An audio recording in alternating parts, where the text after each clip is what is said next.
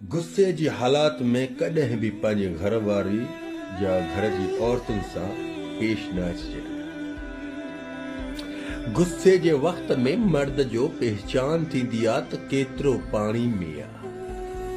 यादि रखो इंसान गुस्सो बि ज़रूरी आहे। जेकॾहिं प्यार ॾिजे त प्यार कॾहिं कॾहिं माण्हुनि खे ॾिखी में बि पवंदो आहे, पर गुस्से जी टाइम टेबल ॾिसंदो कर। जेकॾहिं गुस्सो सुबुह जे वक़्त में अचे थो त फौरी तौर ख़ामोशी अख़्तियार कर। सुबुह वारो गुस्सो घर मां रहमतियूं कढी छॾींदो ते जवान जी औलाद सॼो ॾींहुं बेबरकती सां गुज़रंदे। ऐं जेकॾहिं मंझंदि जे टाइम में गुस्सो अचे थो त उन गुस्से जी हालात में पाण खे थधे करण जी कोशिश कर। थधे करण जी कोशिश कीअं कंदे?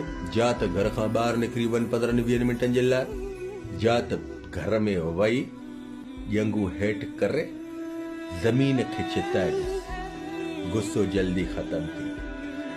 जेकॾहिं रात जे वक़्त में त तुंहिंजो गुस्सो तेज़ थिए त पोइ यादि रखिजे, रात जे वक़्त में हमेशह शैतान इब्लीस जा लश्कर हूंदा। उन घर में गुस्से जी रिज़ल्ट वॾी ख़राबी ॾेखारींदो अथई। जवान जी औलाद मां दावा सां थो चवां, अल्लाह जो कसम, कंहिंजी माउ जो बच्चो आहे। घर जा सुकून तबाह ऐं बर्बाद न कर। हिन ॻाल्हि ते अमल कर। जज़ाकल्लाह ख़ैर। मां सलाम।